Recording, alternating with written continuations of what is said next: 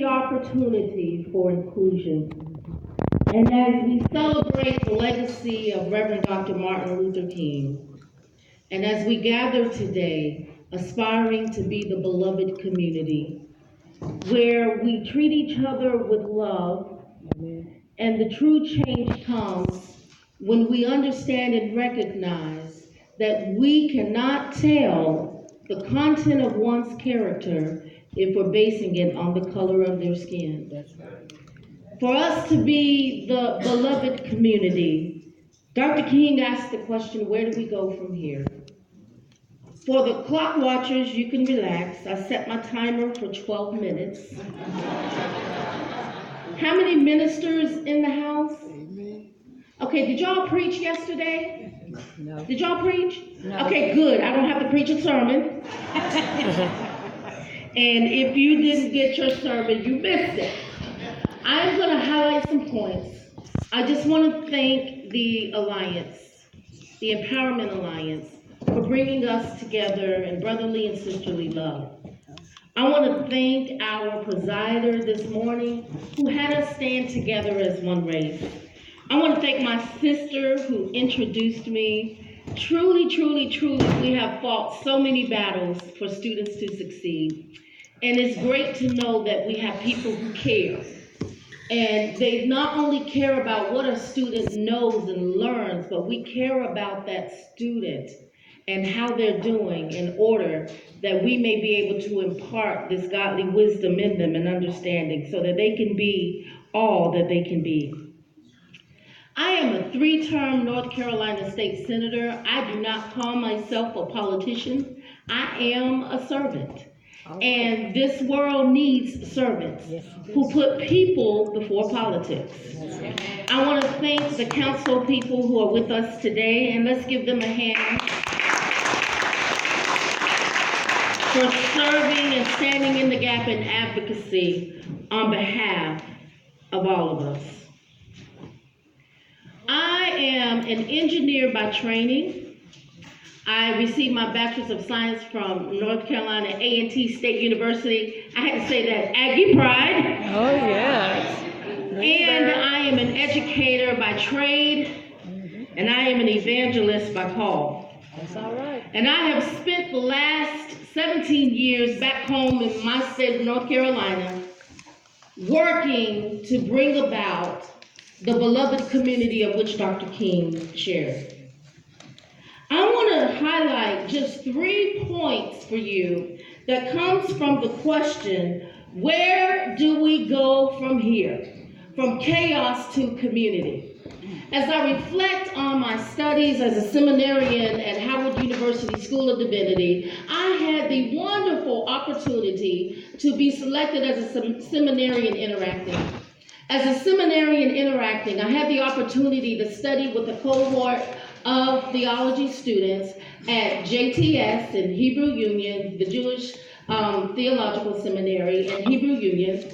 And so I want to thank Rabbi for sharing with us that we have more in common that separates us. Millions of ways all of us pray to one God. And as we come together on one accord, whether we be Protestant, Jewish, or Catholic, we have to hone ourselves and think about what it's going to take for us to move from chaos to community. We are living in chaos in America where we think it's okay for children to be put in cages at the border and for families to be separated seeking asylum. We are in chaos in America when we incarcerate more black and brown bodies than were enslaved 400 years ago. We are living in chaos in America where you can get unleaded gas, but you can't get unleaded water in Flint, Michigan. We are living in chaos in America where you can't even barbecue in a public park at a barbecue pit without your neighbor calling the police because you look suspicious. We are in chaos in America where we spend more dollars in foreign wars to take the resources of other countries than we put in public education so we can educate our citizens. We are in chaos when we have a founding constitution that says no one is above the law, yet we have elected U.S. senators who don't want to do their job and uphold the Constitution. We are in chaos in America when we have not raised the minimum wage on the statewide level in North Carolina. It is still $7.25, the same amount it was in 1990. We are in chaos in America. We are in chaos in America. And if we're truly going to move to a beloved community, there are three things that we have to do. First, we must understand the importance of using a network of authentic alliance. A network of authentic alliance. Now, back in my day, I see young people in the room, and I used to love this group. It was NWA. And so to say it nicely, it was Negroes with Attitudes. And so it's from chaos to community. And they used to call themselves Straight Outta Compton. And if we're going to come straight out of chaos, we need to do it the NWA way. And that's to first understand a network of authentic alliance. And what do I mean by that? Everybody wearing our colors are not on our team. And whether you wear red in affiliation as a Republican or blue in affiliation as a Democrat, it doesn't matter if you are Republican or Democrat. It's not about liberalism or conservatism. It's not about right or wrong. It's not about left or right. It's about right or wrong.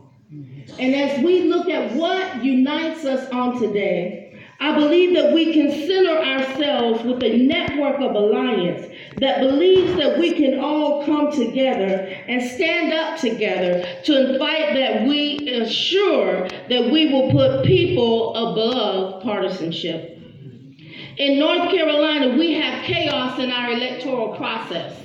We have a process called gerrymandering, whether it's racial gerrymandering or political gerrymandering. We have a system in North Carolina where the legislators that I serve with so gerrymander the districts that we get to pick who we want to represent as opposed to the electorate picking who they want to represent them. All right. We have chaos when we do not have an independent system of making sure that our voting machines work and we have one person, one vote.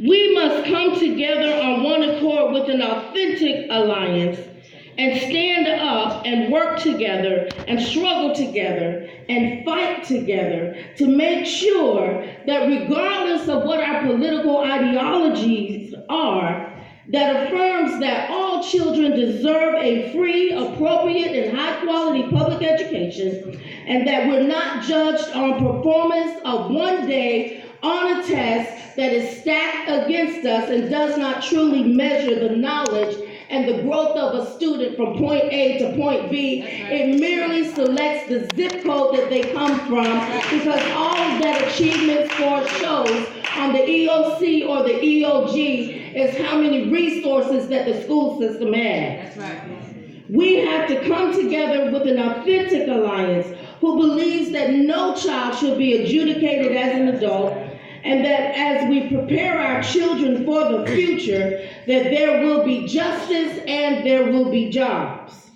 As I fight for an authentic alliance, we have to realize that when we put people first, then we're able to elevate ourselves, that we can all aspire to be truly created equal and not denied any access to liberty, to justice, to opportunity, regardless of who we love, what our gender identification is, and what zip code we grew up in. There is such a thing as algorithmic biases. And as we move to the next point, after we have a network of authentic alliance, we also must have abiding accountability. If you are electing people that you see at election time and you don't see them in the district rubbing elbows with you, then it's time for us to bring a change by electing people who care about us 365 days of the year and not just when we want to come around and get elected. That's right.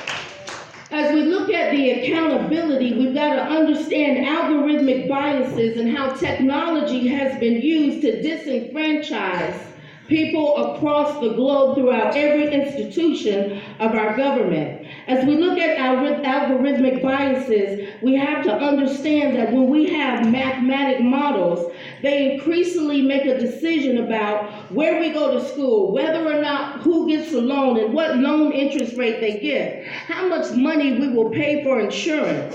And guess what? While we're all human beings and one human race, there is a difference between the equity and the wealth gap because of systems of oppression. As an African American woman, I earn 65 cents on the dollar of a white male.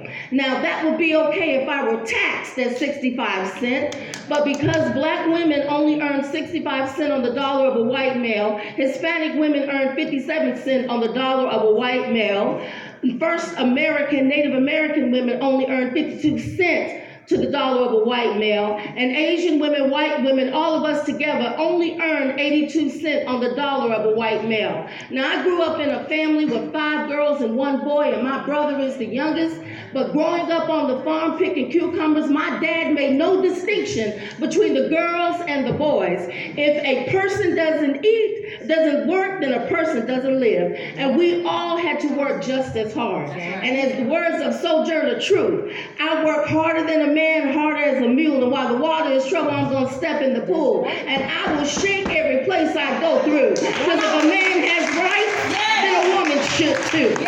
We who believe in freedom cannot rest until we have equal pay for equal work and opportunities for our salaries to grow. How long? Martin Luther King asked. Not long. If we pull together and make a decision in 2020 that we are going to put people in places of power who care more about people than they care about their pocketbooks. One thing about it, Congress has gotten raises. You and I, we go to work every day, we work hard.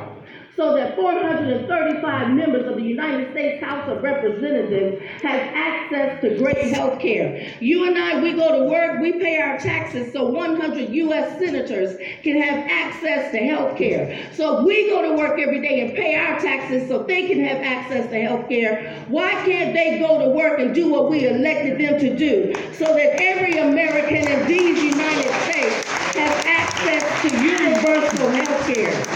The Affordable Care Act was great in that it enabled adults and children to have insurance for the very first time. But the Affordable Care Act is not enough. We know that health care is a human right. It is a basic right. And regardless, everybody should have improved Medicare for all. That is the only way to expand health care for everyone. My 12 minutes is up, but I've got to move to the final point.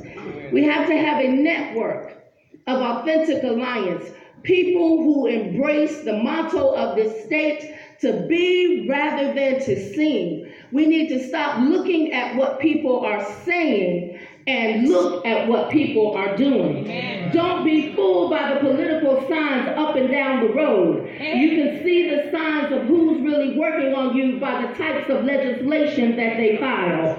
Those pieces of legislation that will require clean air and clean water and an advocate who will fight for you. We are an arsenal of the Almighty. And there is a corollary between casting our cares at the altar at church and going out and casting our ballots at the ballot box to realize the cares and the here and now and not just in the after while. If we truly believe in the universal God of all power, that we would get up out of our seats, get out into the street and fight until justice rolls down to everyone. If we truly believe we are an arsenal of the Almighty, we will put into perspective what Dr. Martin Luther King said. Even though we know we know that we place ourselves at peril, we place ourselves at risk. There comes a time when one must take a position that is neither safe, nor politic, nor popular, but he must take it because his conscience tells him it is right. My conscience tells me if we are going to bring about a change that needs to come, then we are going to have to make a decision 2020 that puts people first. In the words of Martin Luther King, this is our time.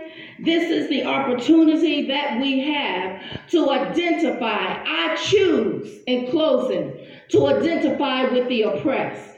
I choose, said Dr. Martin Luther King, to identify with the unheard and underserved. I choose to identify with those who have been left out of the sunlight of opportunity. If it means I have to suffer a little bit, that's the way I'm going. If it means I have to struggle a little bit, that is the way I'm going. If it means I have to lay down my life, that's the way I'm going. Because I heard a voice say, do something for others. And so this is why I fight for the people of North Carolina to have equal access and opportunity. I don't know about you, but I want an America that I can believe in again, an America that is respected again, an America that works for the people who make America work, an America that is trusted again, and an America that we can all be one people that is united, indivisible, with justice and liberty for all. An America that I can hope in again. And you can't even spell America without Erica. If you want.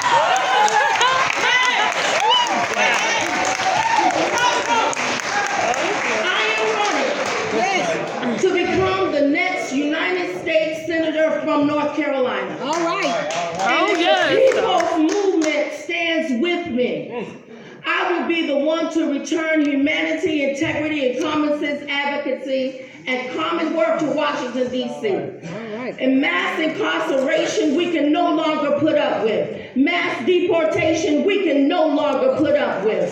If we want an America that works, we will send someone who's been a member of every labor union and every job I have ever worked. I know what it is to put people first. That's right. And embracing our beloved community, we need a network of authentic alliance. We need a network of abiding accountability. And finally, we need to use the arsenal of the Almighty. And that is coming together every race, every ethnicity, every socioeconomic group, and send someone to take your voice and your values, and someone, not only me, but up and down the ticket. It's time for us to return humanity to governance. Our time is now. People are suffering and people are dying. So as we reflect on Dr. Martin Luther King, who led the Poor People's Campaign, and that's truly why he was assassinated, because there was about to be a revolution where there was going to be no distinction between the haves and the have-nots, because we were going to change the system so that it works for everyone. There is a mass movement against that. So as you open up your eyes and you analyze the next 9, 10, 11 months, I want us to dig deep within our souls, because we have the capacity for the change to come when we become the change we want to see. God bless you. Happy King Day. It's time for us to move from chaos to the beloved community, and that's when we embrace each other with love. And I want you to do a Boston, anybody play Big Whiz? Okay, so Big Whiz, we're going to run a Boston up and down the ticket. And in 2020, boom, I'm going to put that card on my forehead. There will be no Trump.